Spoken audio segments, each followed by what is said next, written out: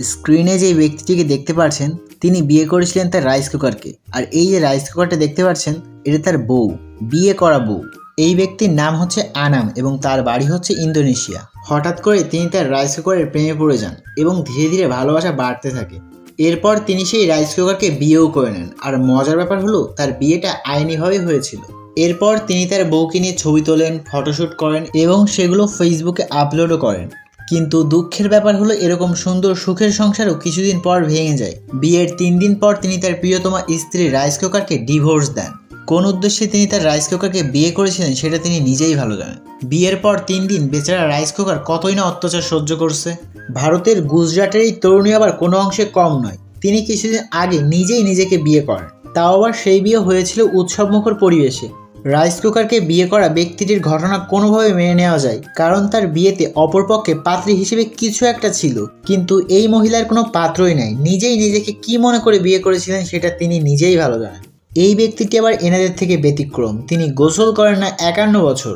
এই ব্যক্তিটি বিয়ে ঠিকই করেছিলেন একজন মহিলাকে, কিন্তু তার ঘরে পুত্র সন্তান হচ্ছিল না। পুত্র সন্তান লাভের আশায় তিনি তার এক ধর্মগুরুর কাছে যান এবং তার কাছ থেকে পরামর্শ নেন এবং সেই গুরু বলেন গোসল করা বাদ দিয়ে দিলে ঘরে পুত্র সন্তান জন্ম নিবে।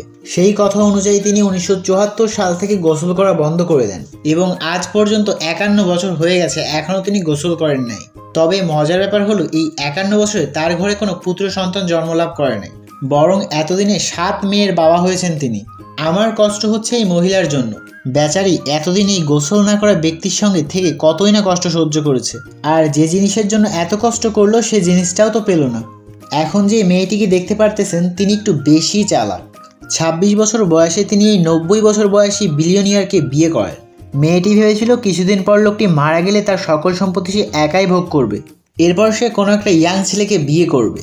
কিন্তু বৃদ্ধ লোকটির মাথার চুল তো আর একদিনেই পাকে নাই। তিনি মারা যাওয়ার আগে তার সকল সম্পত্তি তার বড় ছেলের নামে লিখে দেন। আফসোস, বৃদ্ধ লোকটি তার নাতির বয়সী মেয়েকে লোভ দেখিয়ে বিয়ে করলো, আর এদিকে মেয়েটির আম ছালা দুটোই গেল। সাইফুল নামের এই ফেন্সিডিল বিক্রেতা আবার কম চালাক নয়। তিনি নিজেকে একজন উদ্যোক্তা বলে আত্মপ্রকাশ করেছিলেন। পুলিশের কাছে জবানবন্দিতে সে বলেছে 5 বোতল ফেন্সিডিলকে 8 বোতল বানিয়ে বিক্রি করা হতো। এখন আপনার মনে প্রশ্ন জাগতে পারে 5 বোতল থেকে 8 বোতল কিভাবে হলো। এখানেই তার প্রতিভার ছাপ স্পষ্ট ফুটে ওঠে। সে একটা পাত্রে 5 বোতল ফেন্সিডিল ঢেলে দিত এবং সেই পাত্রে সে প্রস্রাব করত এবং সেই 5 বোতলকে 8 বোতল বানিয়ে বিক্রি করত। এতে তার যথেষ্ট মুনাফা হতো এবং একই সাথে ফেন্সিখোররা ভিন্ন স্বাদের ফেন্সিডিল খেতে পেরে তৃপ্তির ঢেকুর তুলত। একটি মজার ঘটনা না বললেই নয়, সাইফুলের কাছ থেকে এক ফেন্সিখোর সবসময় ফেন্সিডিল কিনত।